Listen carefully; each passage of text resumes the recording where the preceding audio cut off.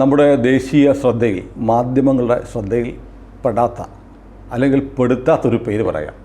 Trilochan Shastri.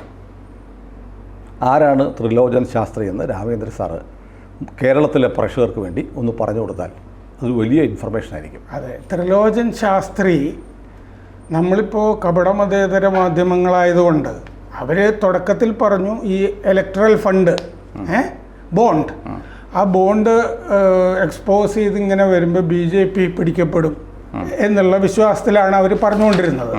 Adani, Reliance. പക്ഷേ സംഗതി വന്നു കഴിഞ്ഞാൽ ആ രണ്ടുപേരും ഇല്ലെന്ന് മാത്രമല്ല, ഇവിടുത്തെ ഈ കപടമതേതര മാധ്യമങ്ങൾക്ക് ലോട്ടറി പരസ്യവും അവർക്കൊക്കെ ധാരാളം ഫണ്ട് കൊടുക്കുകയും അവർ അനുകൂലിക്കുന്ന രാഷ്ട്രീയ പാർട്ടികൾക്ക് ഫണ്ട് കൊടുക്കുകയൊക്കെ ചെയ്ത് സാന്റിയാഗോ മാർട്ടിൻ അതിൻ്റെ മുകളിൽ വന്നു.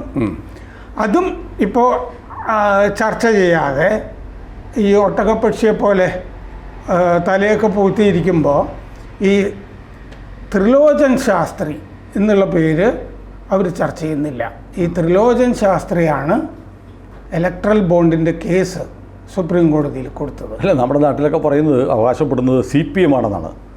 ത്രിലോചൻ ശാസ്ത്രിയുടെ ഒരു സംഘടന ഉണ്ടല്ലോ, ആ സംഘടന കേസ് കൊടുത്തപ്പോൾ, അസോസിയേഷൻ ഫോർ ഡെമോക്രാറ്റിക് റിഫോംസ്, അവർ കേസ് കൊടുത്തപ്പോൾ ആ കൂട്ടത്തിൽ പോയി ഒന്നിനെ കൂടെ ഒരു തള്ളെന്ന് പറഞ്ഞ് കൂട്ടത്തിൽ ചേർന്ന ആളുകളാണ് CPM. അത്രയേ ഉള്ളൂ. നിയമയുദ്ധം നടത്തിയത് ഞങ്ങളാണെന്നാണ് ഇപ്പോൾ CPM പറയുന്നത്. അതെ, CPM അതിൻ്റെ കൂടെ ചേർന്നത് തന്നെ സംശയാസ്പദമാണ്. എന്തുകൊണ്ടാണെന്ന് വെച്ചാൽ ഈ ത്രിലോചൻ ശാസ്ത്രി ഒരു സംശയാസ്പദ കഥാപാത്രമാണ്.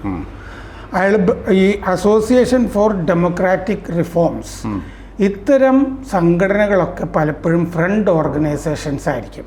അമേരിക്കയ്ക്ക് താല്പര്യമുള്ള, അതായത് ഈ ഡെമോക്രസി എന്ന് പറഞ്ഞു കഴിഞ്ഞാൽ എന്തും വിൽക്കാം എന്നുള്ള മട്ടിലാണ്. അതാണ് ഈ ന്യൂസ് ക്ലിക്കിൻ്റെയൊക്കെ കേസ്.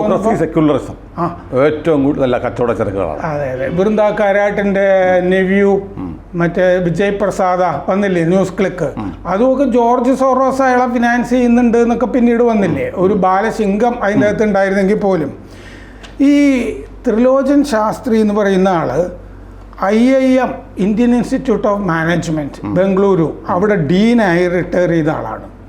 IIT ഡൽഹിയിൽ പഠിച്ചിരുന്നു. ബേസിക്കലി എൻജിനീയറാണ്. പക്ഷേ അത് കഴിഞ്ഞ അയാൾ IIM-ൽ നിന്ന് ഒരു PG ഡിപ്ലോമ എടുത്തിരുന്നു. അതിൻ്റെയൊക്കെ അടിസ്ഥാനത്തിലാണ് ഇങ്ങോട്ട് വരുന്നത്. ഇയാൾ ഈ ആകെ പോസിറ്റീവായിട്ട് കണ്ടൊരു കാര്യം, ഇയാൾ ബേലൂർ മഠത്തിൻ്റെ അക്കാദമിക് കമ്മിറ്റിയിലുണ്ട്. ബേലൂർ മഠം എന്ന് പറഞ്ഞാൽ രാമകൃഷ്ണ മിഷൻ്റെ ബാക്കി ഭാഗങ്ങളൊക്കെ സംശയാസ്പദമാണ്. അവർ തന്നെ എടുത്ത് കമ്മിറ്റിയിൽ വെച്ചിരിക്കുന്നത് എന്തുകൊണ്ടാണെന്ന് എനിക്ക് അറിഞ്ഞുകൂടാ. ദ എസെൻഷ്യൽസ് ഓഫ് ഹിന്ദുയിസം എന്ന് പറഞ്ഞ് ഇയാളൊരു ബുക്കും എഴുതിയിട്ടുണ്ട്. അത് പക്ഷേ മറ്റേ രീതിയിലുള്ള ഒരു പുസ്തകമാണ്. സനാതനധർമ്മം എന്ന് പറയുന്നത് നമ്മൾ പറയുന്ന അതാണ് സെക്കുലർ സനാതനധർമ്മം ആണ്.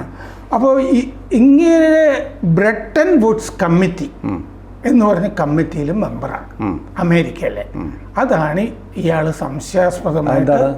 ആ ബ്രെട്ടൻ വുഡ്സ് കമ്മിറ്റി എന്ന് പറയുന്നത് ജോർജ് സോറോസ് അംഗമായിട്ടുള്ള ഒരു കമ്മിറ്റിയാണ്. അപ്പോൾ ജോർജ് സോറോസ് ആരാണ്? അതെ, അത് വലിയ ഇപ്പോൾ നമ്മുടെ പ്രേക്ഷകർക്ക് തോന്നുന്നു ആരാണ് ഈ ജോർജ് സോറോസ്. ഇടയ്ക്കിടയ്ക്ക് കേൾക്കുന്നുണ്ട്, പക്ഷേ ജോർജ് സോറോസ് ആരാണെന്ന് വലിയ കാര്യമായി നമ്മുടെ കേരളത്തിലെ പ്രേക്ഷകർക്ക് അറിയില്ല. ജോർജ് സോറോസ് എന്നുള്ള പേര് വളരെ പരിചിതമായി നമ്മുടെ നാട്ടിൽ വരേണ്ടതാണ്. കാരണം ഈ മോദി വിരുദ്ധ കാര്യങ്ങൾക്കൊക്കെ ഇപ്പം നമ്മൾ ഈ പറഞ്ഞ ഡെമോക്രാറ്റിക് റിഫോംസ് എന്ന് പറഞ്ഞ ഇയാളുടെ സംഘടന ഉൾപ്പെടെ എല്ലാത്തിനും ഫണ്ട് ചെയ്യുന്നത്, അതായത് ഇന്ത്യ വിരുദ്ധമായ കാര്യങ്ങൾ ആഗോളമായി ഫണ്ട് ചെയ്യുന്ന സംഘടനയാണ് ഓപ്പൺ സൊസൈറ്റി ഫൗണ്ടേഷൻ. ആ ഓപ്പൺ സൊസൈറ്റി ഫൗണ്ടേഷൻ ഉണ്ടാക്കിയ സൃഷ്ടികർത്താവാണ്, സ്ഥാപകനാണ് ജോർജ് സോറോസ്. അയാൾ ഹംഗേറിയൻ അമേരിക്കനാണ്. ബേസിക്കലി ഹംഗേറിയൻ, പക്ഷേ ജൂതന്മാരൊക്കെ അമേരിക്കയിൽ വന്ന് കാശ് ഉണ്ടാക്കുന്ന പോലെ ധാരാളം കാശുള്ള ഒരു ബിസിനസ്സുകാരനാണ്. അങ്ങേര് 670 കോടി US ഡോളർ ആണ് ആസ്തി. ഡോളർ എന്ന് പറയുമ്പോൾ പിന്നെയും നമ്മൾ 80 കൊണ്ടൊക്കെ ഗുണിക്കണം ഇതിനെ. 32 കോടി ബില്യൺ അയാൾ സംഭാവനകൾ ചെയ്തു കഴിഞ്ഞു. നമ്മൾ ഈ പറഞ്ഞ പോലെ ഈ ത്രിലോചൻ ശാസ്ത്രിയുടെ സംഘടനകൾ പോലെ ഉള്ള ധാരാളം സംഘടനകളെ, അതിൽ ഈ ന്യൂസ് ക്ലിക്ക് പോലത്തെ അങ്ങനത്തെ മാധ്യമങ്ങളും ഒക്കെ വരും. പിന്നെ അമേരിക്കയിൽ മലയാളികളും ഒക്കെ ആയിട്ടുള്ള ചില പ്രൊഫസർമാരും ഒക്കെ ഈ മോദിക്കെതിരെയൊക്കെ ക്യാമ്പയിനൊക്കെ നടത്താറുണ്ട്, പലതരം പ്രൊഫസർമാരും ഒക്കെ.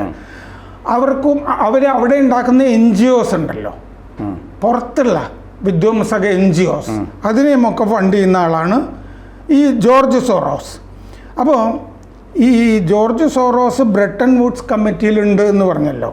ഇത് എന്തിനാണുള്ളതെന്ന് വെച്ചാൽ 1944 ബ്രെട്ടൺ വുഡ്സ് എന്ന് പറഞ്ഞ സ്ഥലത്ത് ഒരു കോൺഫറൻസ് നടന്നു, സമ്മേളനം. ആ സമ്മേളനത്തിന് തുടർന്നാണ് IMF, വേൾഡ് ബാങ്ക് തുടങ്ങിയ ധനകാര്യ സ്ഥാപനങ്ങൾ വന്നത്. അങ്ങനത്തെ ധനകാര്യ സ്ഥാപനങ്ങളുടെ അജണ്ട ഉണ്ടല്ലോ, ആ അജണ്ടയെ ആഗോളമായിട്ട് പ്രചരിപ്പിക്കുക എന്നുള്ളതാണ് ബ്രെട്ടൺ വുഡ്സ് കമ്മിറ്റിയുടെ ലക്ഷ്യം. അതിലാണ് ലോകത്തെമ്പാടും പലിശയ്ക്ക് കാശ് കൊടുക്കുന്നവരെ പ്രൊമോട്ട് ചെയ്യുക. അത് വലിയ സംഭവമാണെന്നും അത് ദാരിദ്ര്യ നിർമ്മാർജ്ജനത്തിനുള്ള സംഘങ്ങളാണ്, ധനകാര്യ സ്ഥാപനങ്ങളാണ് ഇത് രണ്ടും എന്നൊക്കെ പ്രചരിപ്പിക്കണം. അത് ആ ബ്രെട്ടൺ വുഡ്സ് കമ്മിറ്റിയിൽ വലിയ ബിസിനസ്സുകാർ, രാഷ്ട്രീയ നേതാക്കൾ, പിന്നെ ഇതുപോലത്തെ ആളുകൾ, IMFും വേൾഡ് ബാങ്കും മാത്രമല്ല WTO, വേൾഡ് ട്രേഡ് ഓർഗനൈസേഷൻ, അതിനെയും പ്രചരിപ്പിക്കണം.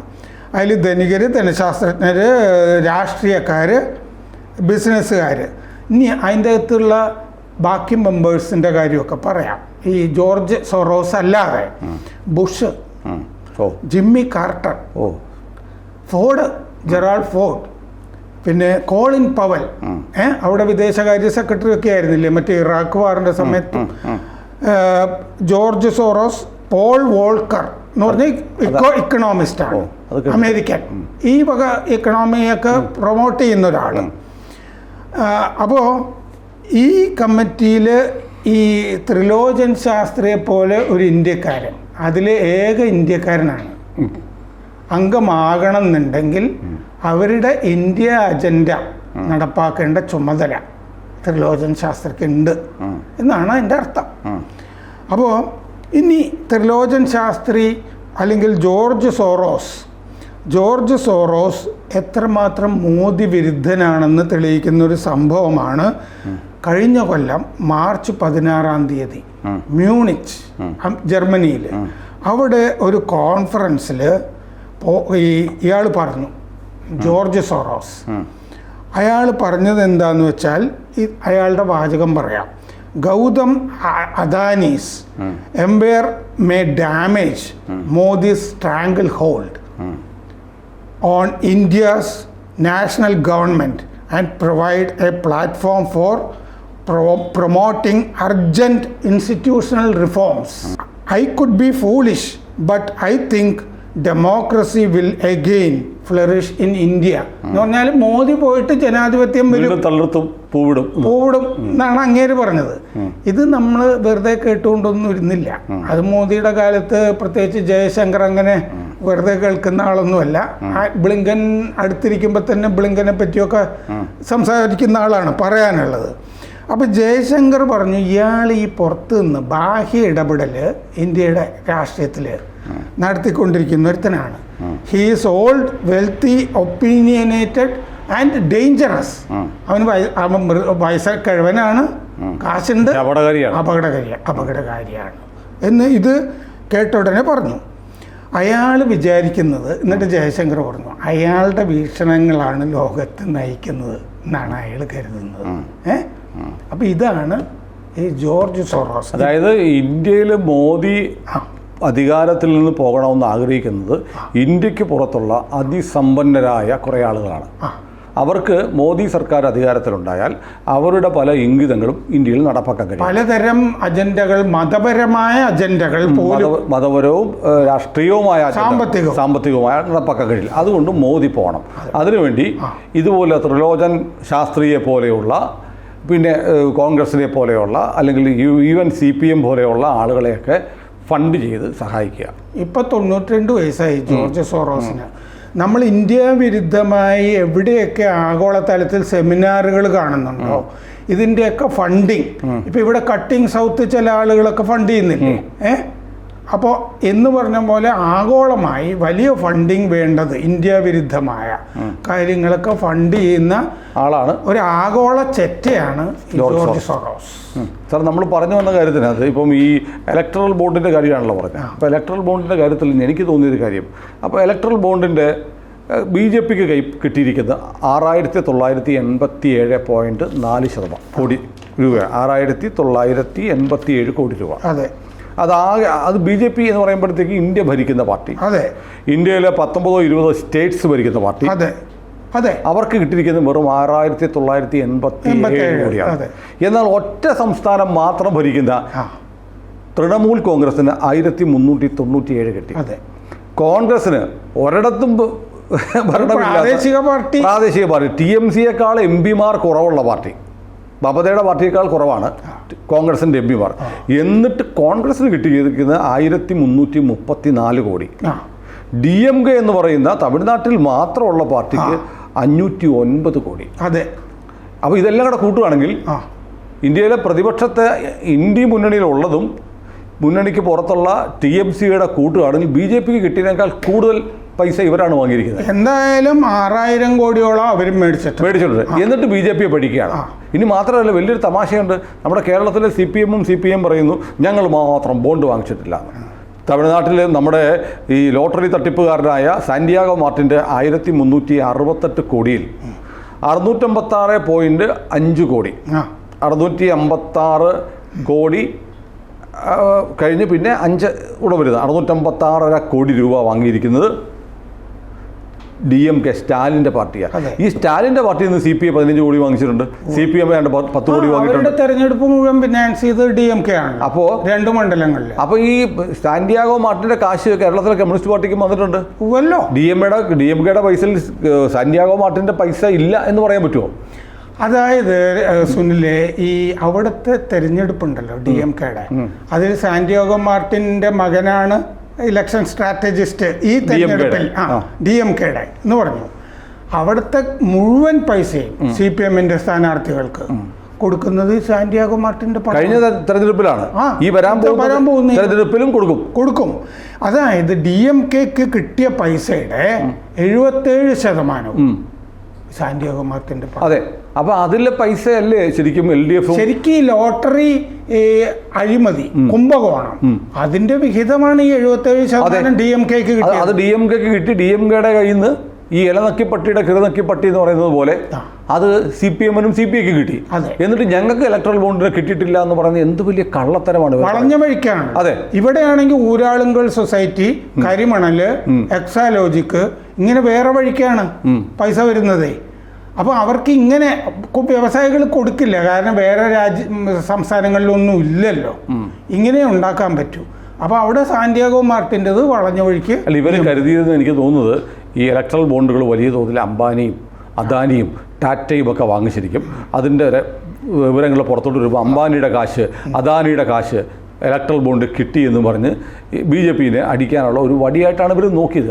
പക്ഷേ ഇതൊന്നുമില്ല. ഇതിപ്പോൾ ഇലക്ഷൻ കമ്മീഷന് പുതിയ കണക്ക് ഇവർ കൊടുത്തപ്പോഴാണ് ഡോണേഴ്സ് ആരാണെന്നും കൂടി പറയണമെന്ന് പറഞ്ഞിരുന്നു. അപ്പോൾ DMK ഡോണറിൻ്റെ പേര് പറഞ്ഞു. അങ്ങനെയാണ് സാന്റിയാഗോ മാർട്ടിൻ്റെ പേര് നമ്മൾ അറിയുന്നത്. കോൺഗ്രസിന് കിട്ടിയ 1334 ഡോണറുടെ പേര് പറയുന്നില്ല. അത് പറഞ്ഞു കഴിയുമ്പോൾ നമുക്ക് അറിയാൻ പറ്റുമല്ലോ ആര് കൊടുത്തു. തൃണമൂൽ കോൺഗ്രസും JDU ഒക്കെ പറയുന്നത് ആരോ കൊണ്ടൊരു കവർ 10 കോടി രൂപ കൊടുത്തു, ഒരു കവറിലിട്ട് കൊടുത്തു എന്നൊക്കെയാണ് പറയുന്നത്. അപ്പൊ കള്ളത്തരം കാണിക്കുന്ന പാർട്ടികൾ ആരാണ്? യഥാർത്ഥത്തിൽ ഇലക്ട്രൽ ബോണ്ട് ഒരു അഴിമതി ഒഴിവാക്കാനുള്ള മാർഗമായിരുന്നു. കാരണം എത്ര പൈസ വന്നു, ആര് തന്നു, ആർക്ക് കിട്ടി എന്ന് അറിയാനുള്ള മാർഗമായിരുന്നു. അതിനെയാണ് ഇപ്പോൾ സുപ്രീം കോടതിയുടെ ഇടപെടൽ വഴി അട്ടിമറിച്ചിരിക്കുന്നത്. ഇനിയിപ്പോൾ ആർക്കും ഇഷ്ടം പോലെ കള്ളപ്പണം ആർക്കും കൊടുക്കാം, ആരോടും പറയണ്ട. നമ്മൾ വേറൊരു കാര്യം നേരത്തെ നമ്മൾ മാത്രം പറഞ്ഞിരുന്നു. അത് DMK ഒരു മയക്കുമരുന്ന് വലയ ശൃംഖലയിൽ പെട്ടുകിടക്കുന്നത്. DMKയുടെ ഭാരവാഹി ജാഫർ സാദിഖ് സിനിമ നിർമ്മാതാവ്, അത് 2000 കോടി രൂപയുടെയാണ് ആ മയക്കുമരുന്ന് ശൃംഖല പൊളിച്ചിരിക്കുന്നത്. ഓസ്ട്രേലിയയിലേക്കും ന്യൂസിലൻഡിലേക്കും ഒക്കെ 55 കണ്ടെയ്നർ കയറ്റി അയച്ചിട്ടുണ്ടെന്നാണ് പറയുന്നത്. സ്യൂഡോ എഫർഡീൻ എന്ന് പറഞ്ഞ അത് മെത്താംഫെറ്റമിൻ ഉണ്ടാക്കാനായിട്ട് ഉപയോഗിക്കുന്ന രാസവസ്തുവാണ്, ഇൻഗ്രീഡിയൻസ് ആണ്, ഇൻഗ്രീഡിയൻ്റ് ആണ്. അപ്പം ഇങ്ങനെ പെട്ടുകിടക്കുകയാണ് ഈ കുത്തിന്ത്യ മുന്നണിയിലെ ഒരു കക്ഷി. ആ DMKയുടെ ഭയങ്കര ഒക്കച്ചങ്ങായിയാണ് CPM. അതെ. ഇങ്ങനെ ഞാൻ പറഞ്ഞു വരുന്നത് ഇങ്ങനത്തെ പൈസ ലോട്ടറി കുംഭകോണ പൈസയിൽ മാത്രമല്ല, മയക്കുമരുന്നിൻ്റെ പൈസയും ഇതിൽ വന്നിട്ടുണ്ട്. അപ്പോൾ ഏതായാലും ത്രിലോചൻ ശാസ്ത്രി എന്ന് പറയുന്ന വിദ്വാൻ ഒരു ചെറിയ മീനല്ല. ഇന്ത്യയിലെ പ്രതിപക്ഷത്തിന് വേണ്ടി വിദേശ ശക്തികളുടെ പിണിയാളായി നിന്ന് വലിയ ഒരു ഉദ്ദേശത്തോടു കൂടി നമ്മുടെ ജനാധിപത്യ പ്രക്രിയയിൽ ഇടപെടാനുള്ള ഒരു ശ്രമമാണ് ഇലക്ട്രൽ ബോണ്ടുകൾക്കെതിരെ നടത്തിയത്. അദ്ദേഹം സുപ്രീം കോടതിയിൽ പോയി. ഇപ്പം നമ്മളറിയുന്നൊരു സംഭവം എന്താണ്? സുപ്രീം കോടതി ചീഫ് ജസ്റ്റിസിൻ്റെ മകൻ CAA-ക്കെതിരെ പരസ്യമായി പ്രസംഗിച്ച് നടക്കുന്നു. സുപ്രീം കോടതിയെയും ത്രിലോചൻ ശാസ്ത്രി ഉപയോഗിക്കുന്നു. ഈ രണ്ട് വസ്തുതകളുണ്ട്. ഇതേ സുപ്രീം കോടതിയിൽ CAA-ക്കെതിരെയായിട്ടുള്ള നിയമം ഭേദഗതി ചോദ്യം ചെയ്തുള്ള കേസുകൾ ചെല്ലുന്നു. ഈ നമ്മളതിനെപ്പറ്റി ദുഷ്ടലാക്കോടുകൂടി ഒരു ആരോപണവും ഉന്നയിക്കുന്നില്ല. പക്ഷെ ആ രണ്ട് വസ്തുതകളും വസ്തുതയാണ്. കൂടുതൽ വാർത്തകളും വിശേഷങ്ങളും നിങ്ങളിലേക്ക് എത്താൻ ABC മലയാളം സബ്സ്ക്രൈബ് ചെയ്യുക, ബെൽ ബട്ടണും അമർത്തുക.